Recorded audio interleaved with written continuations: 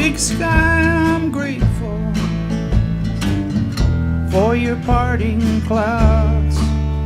I know some hearts were broken.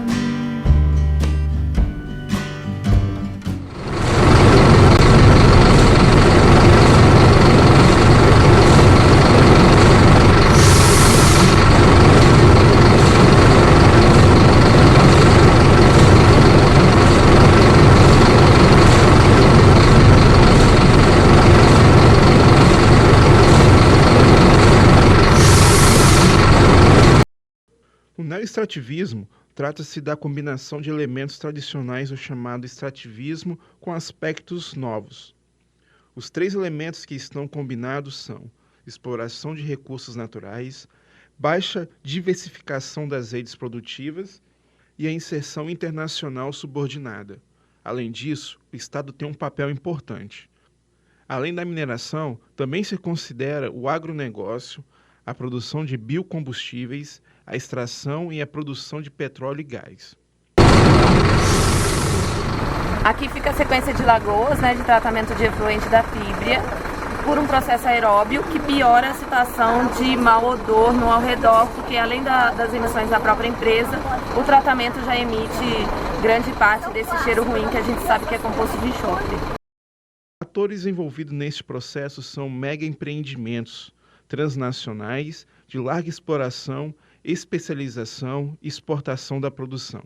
La actividad petrolera en Ecuador tiene ya más de 40 años y ha causado unos impactos muy graves, negativos, tanto para los ecosistemas amazónicos, que son de bosque húmedo tropical, es decir, son ecosistemas frágiles, son territorios frágiles, y también para los pueblos, tanto indígenas como campesinos, sobre todo los pueblos indígenas que tienen ahí sus territorios ancestrales y que han vivido durante miles de años de la cacería, de la pesca, de la selva.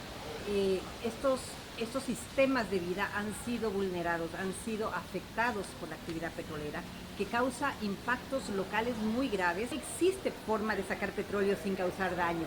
Los daños que causa la actividad petrolera son locales, pero también globales, porque todo el petróleo que se extrae sirve para hacer combustibles, para quemarlo, y eso genera gases de efecto invernadero que está creando un colapso del planeta. En general, Bolivia está afectada por grandes cambios que tienen que ver, por ejemplo, con Brasil.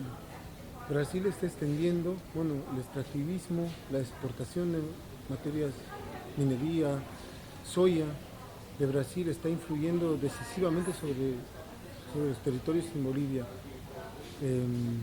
Por ejemplo, lo que era la IRSA y ahora es Cociplán, que es toda una red de infraestructuras y hidroeléctricas, carreteras, para favorecer esse modelo, están transformando regiones muy grandes de Bolivia, toda la región amazónica. Os impactos consequentes serão sentidos pelas populações mais carentes, campesinos, não proprietários, indígenas, pescadores, que vivem de atividades impactadas e com uma forte marca de racialização. Nesse sentido, tem-se caracterizado esses espaços como territórios de sacrifício. Na nossa região, que é a região da Baía de Guanabara, no Rio de Janeiro, lá nós estamos sendo afetados diretamente pela exploração do petróleo e o transporte de petróleo e gás. Porque lá é uma região de pesqueiro, uma região de comunidades tradicionais, ribeirinhos, eles estão ocupando o nosso território. Então esse processo de extração de petróleo está nos atingindo diretamente porque o escoamento de toda essa produção está sendo feita lá, mas de uma forma desordenada e de uma forma inclusive criminosa, porque não há consulta, não há aviso. Nós estamos tendo perdas muito grandes de materiais de pesca, estamos tendo perdas de produção pesqueira e perda do espaço, que é mais importante. Bom, a região em que eu vivo, moro e, enfim, construo minha trajetória acadêmica e de luta é a região amazônica, mais propriamente o Pará, né, que tem, enfim, são uma série de atividades extrativistas que estão expandindo na fronteira, principalmente através do sul e se proliferando através principalmente da hidrelétrica e da mineração. En Ecuador tenemos muchas estrategias de resistencia a las actividades extractivas, tanto petroleras como mineras. Esas estrategias o estos pueblos, para poder oponerse, para rechazar estos proyectos, se han basado en sus propios planes de vida, en sus propias concepciones de lo que quieren para vivir, en su cosmovisión ancestral, en lo que sus abuelos les enseñaron, en lo que sus abuelos les heredaron. En eso se basan. Ellos dicen, no queremos el petróleo para el desarrollo, porque la selva ya está desarrollada. Y es verdad, ya tienen todo en la selva, han vivido por miles de años ahí. Entonces el gobierno lo que propone es que entre una actividad que les va a contaminar, que les va a dañar, pensando en que eso va a ser bueno para todo el país, pero no va a ser bueno ni para ese territorio ni para ese pueblo. Chevron Texaco tiene un juicio por los daños causados, y es por esto que los pueblos dicen, no queremos que lo que pasó en las zonas de Chevron pase en nuestros territorios, y por eso es que hay una resistencia a que se amplíe la frontera petrolera en el país. Inclusive, o próprio ecossistema local, que é a Baía de Guanabara, os seus manguezais, suas ilhotas, estão sendo tomados. As ilhas estão dando lugar para bases de petróleo, bases de refinamento, base de armazenamento, e nossos manguezais sendo desmatados. Estamos sofrendo uma verdadeira expoliação dos nossos recursos, do nosso espaço pesqueiro, impedindo o sustento de milhares de famílias na Baía de Guanabara, no Rio de Janeiro. En el caso de nuestra provincia, la avanzada comienza con un pacto entre la petrolera YPF, que es 51% estatal, y la empresa multinacional Chevron, y que realizan un pacto para comenzar a explotar en el yacimiento de Vaca Muerta, en Loma Campán. En base a eso comienza a funcionar la multisectorial y bueno, se realizan movilizaciones para enfrentar ese pacto, se realizan trabajos conjuntos con los pueblos originarios que viven en la zona donde se está desarrollando la hidrofractura, que ya cuenta con alrededor de 500 pozos. O assentamento do MST, né, realizado pelo MST, que nós estamos lá desde 2002, que foi o período de parcelamento dele, no qual tem 331 famílias, né? Famílias essas que era de vários outros locais, né, e que hoje estão lá com um projeto de vida bem estabilizado. E aí, o ano passado começou já uma questão da mineração, chegando lá e tirando o sossego dessas famílias, né? E além desse projeto de mineração, também tem a questão dos agrotóxicos, né, que nós estamos cercados pelo monocultivo de cana-de-açúcar, que é para produção de etanol. A Justiça nos Trilhos do Maranhão, moro em Açailândia. Na nossa realidade local é um enfrentamento diário contra empreendimentos que produzem o minério, né, contra a exploração do minério, e também o sistema siderúrgico, que atinge principalmente a cidade de Açailândia. Além da mineração, também se considera o agronegócio, a produção de biocombustíveis, a extração e a produção de petróleo e gás. Os efeitos desse neoextrativismo, reforçado da última década, evidencia-se ainda na construção de todo um dispositivo de suporte à produção como hidrovias, hidrelétricas, portos, etc. Bruno, sou da aldeia do Irajá, etnia Tupiniquim, e nós também, a comunidades indígenas, sofremos com alguns impactos de algumas empresas que estão localizadas no nosso litoral, que são a Jurônio, que é uma empresa grande, na verdade multinacional também, e a Araquém-Celulose, que é agora a atual FINGA. E, de acordo com o que está crescendo, nós, comunidades indígenas, estamos sofrendo com esses impactos. Não diretamente, mas indiretamente também a gente está sofrendo esses impactos, porque por mais que não esteja dentro do nosso território, mas está no nosso litoral, entendeu? Manguezal, né, o rio lá, e está sendo sofrido pelo fato de ter os mariscos, né, as coisas. Então, assim, está acabando pelo fato dos impactos que está tendo das empresas.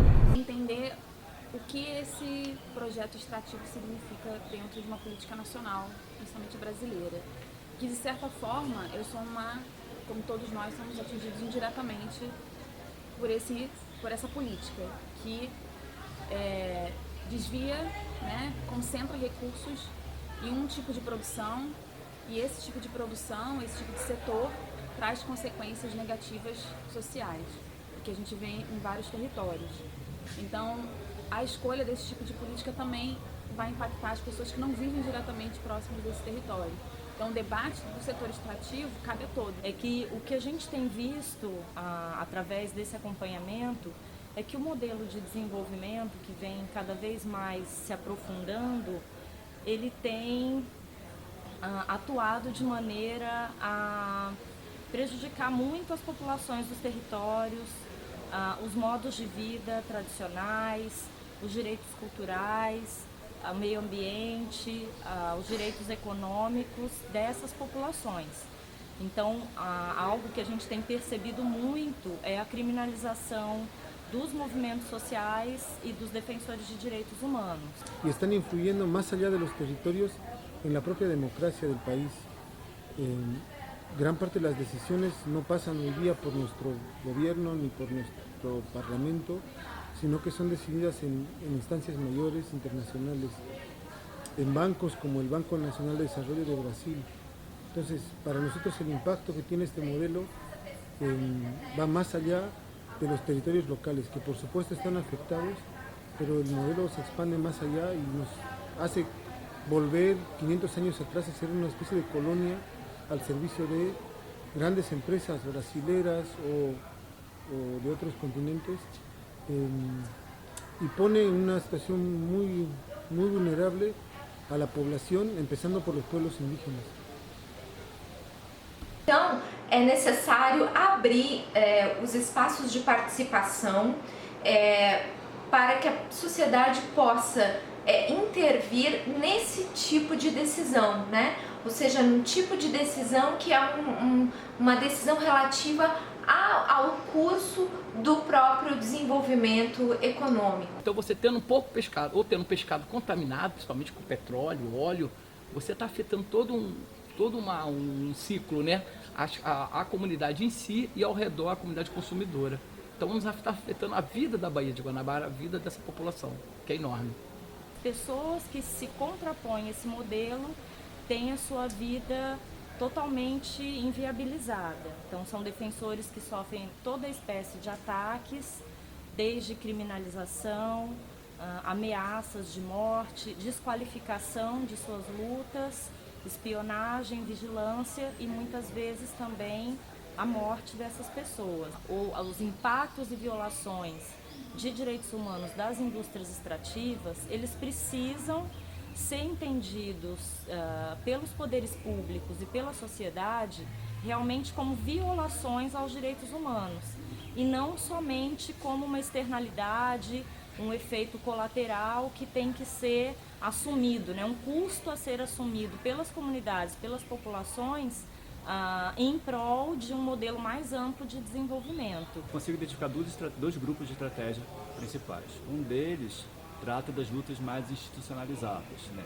Então é a participação das audiências públicas, a judicialização dos processos de licenciamento ambiental quando são fraudulentos ou são irresponsáveis ou são feitos de forma incompleta, né? E a atuação junto com o Ministério Público, seja através de termos de tratamento de conduta com todas as suas fragilidades, né? Mas são instrumentos legais que estão disponíveis e que a gente tenta orientar os movimentos quando precisam fazer algum tipo de resistência.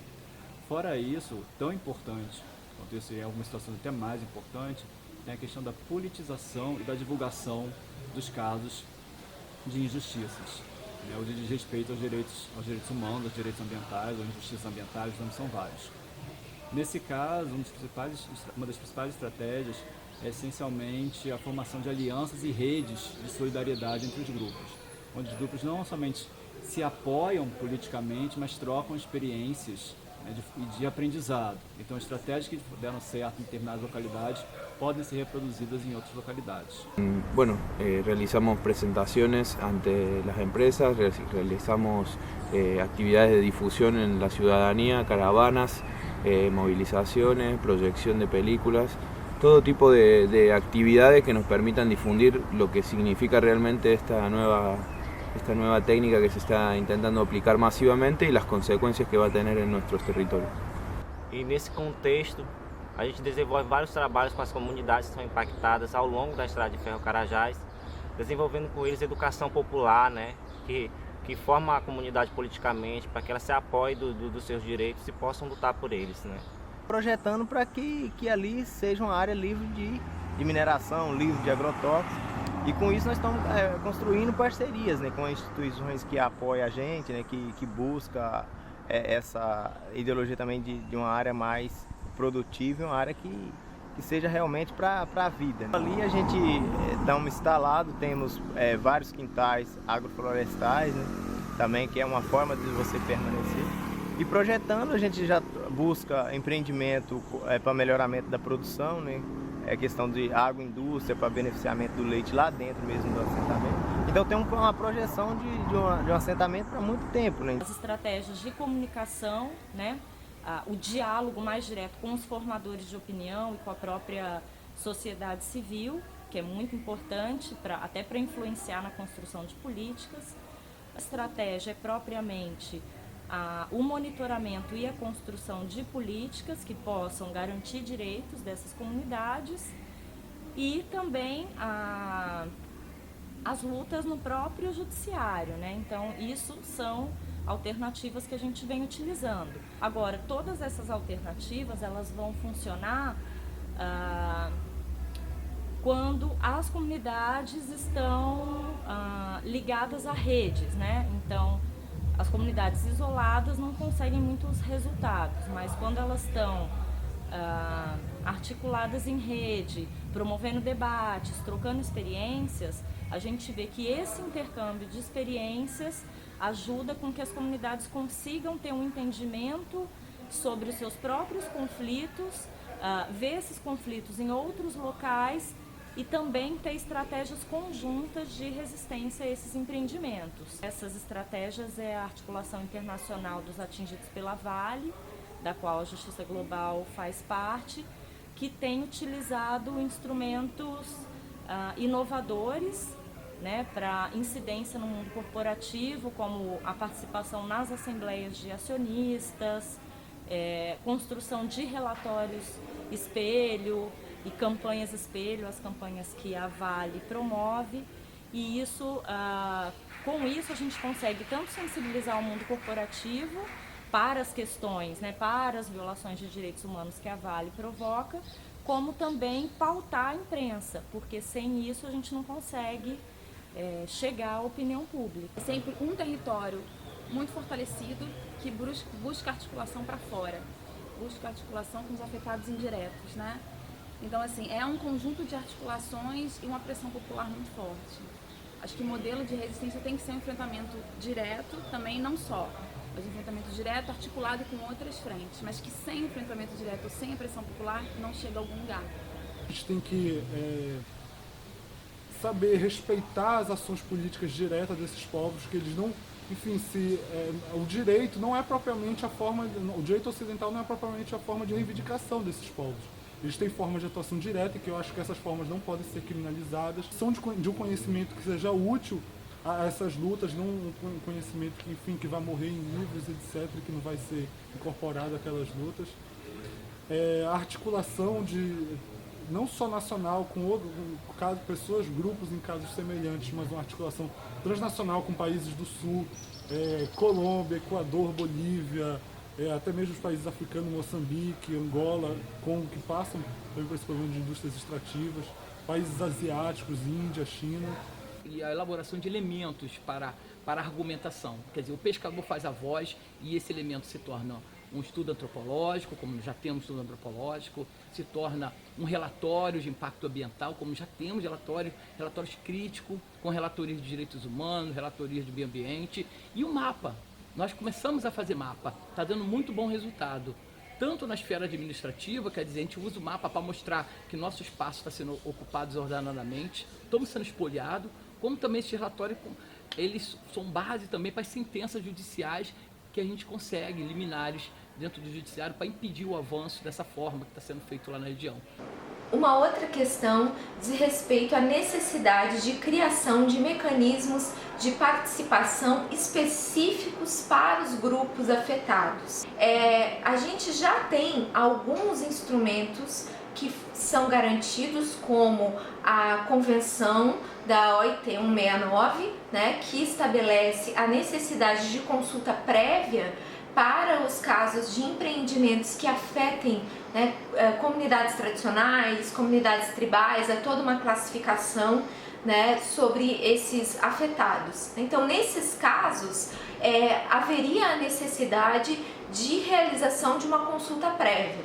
Bom, por um lado, em muitos países da América Latina, nós não temos visto o cumprimento dessa convenção, né? Então, a consulta prévia não vem sendo realizada. Esse é o caso do Brasil.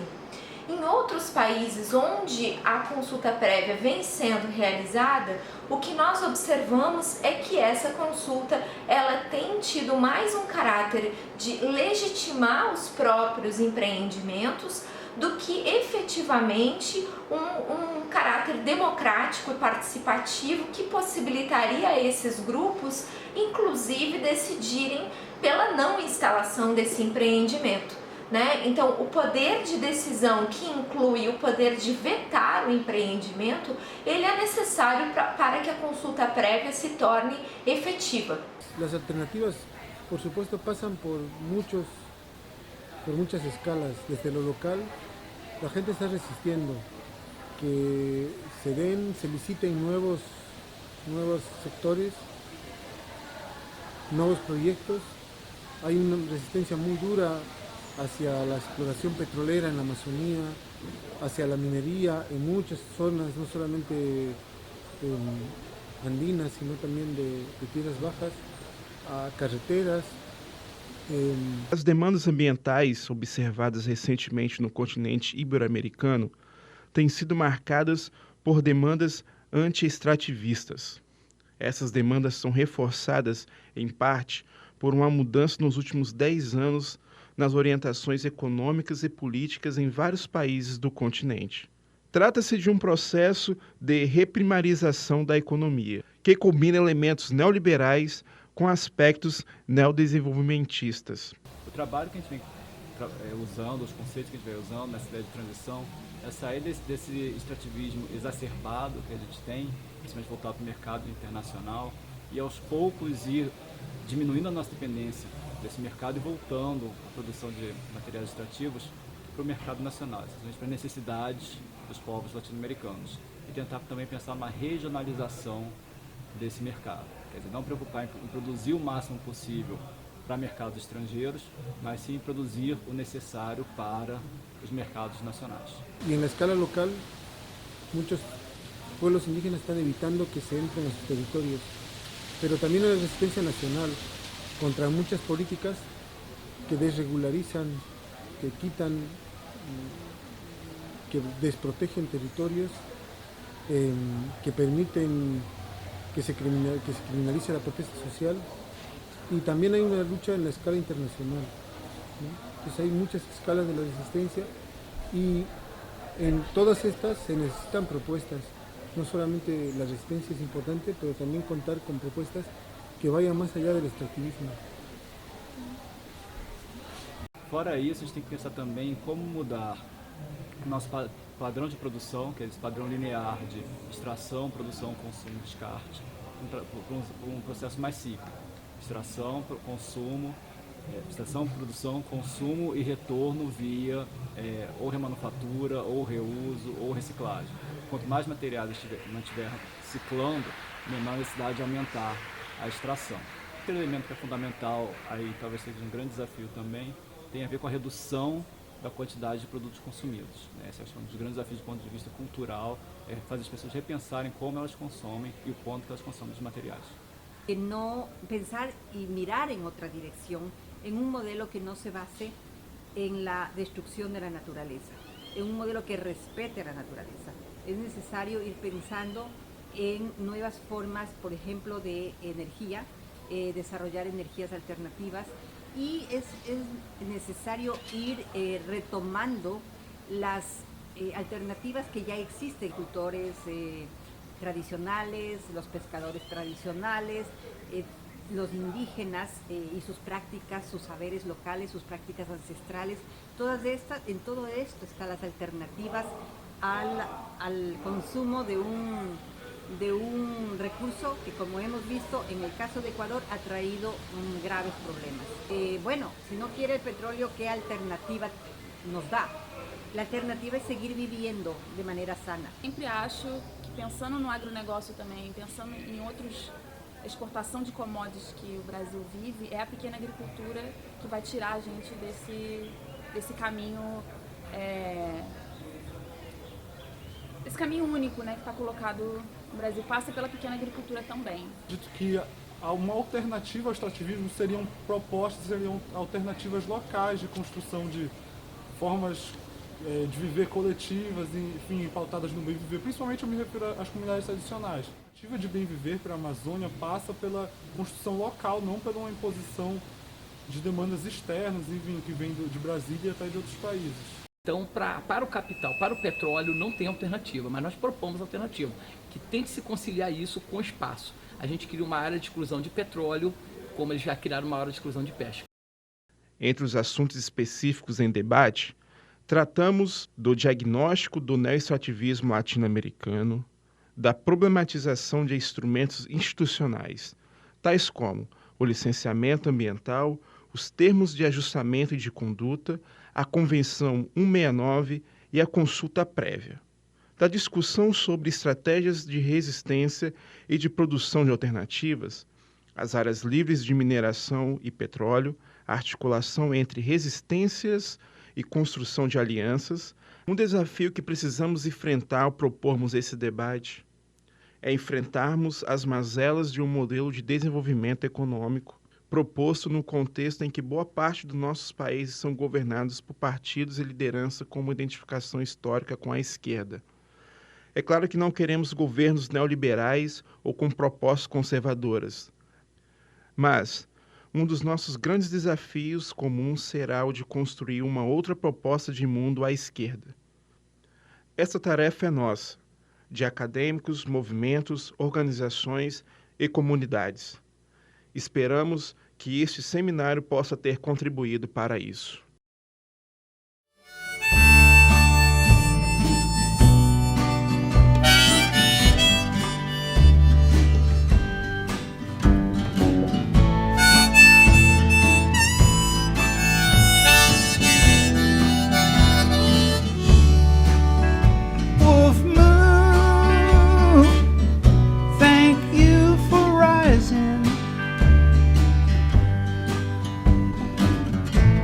Big sky, I'm grateful